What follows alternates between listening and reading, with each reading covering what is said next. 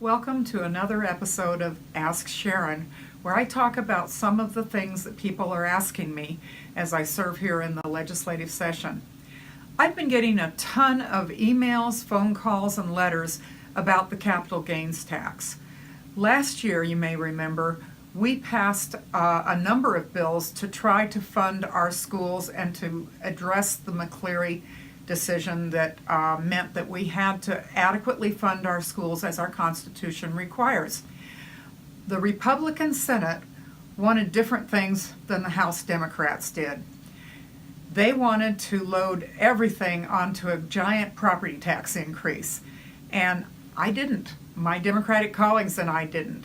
We ended up compromising, but it still means that a huge number of Washingtonians are going to get a pretty big increase in their property taxes this year. This year, the Democrats have a majority in the Senate and a majority in the House, and we're trying to do certain things to make sure that our tax system is more fair, which is always a big battle.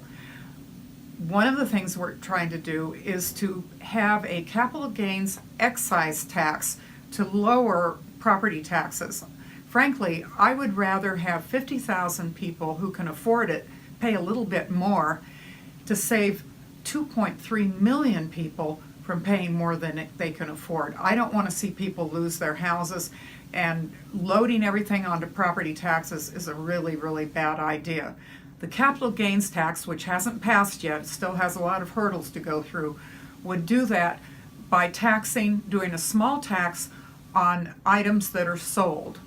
It's an excise tax, and so certain kinds of investments, not retirement plans, not family farms, there's a lot of exemptions. It would be an excise tax on certain kinds of investments when they're sold, very similar to what most other states do. It is controversial. There's a lot of work to be done on it to come up with something that's fair and that people can vote for.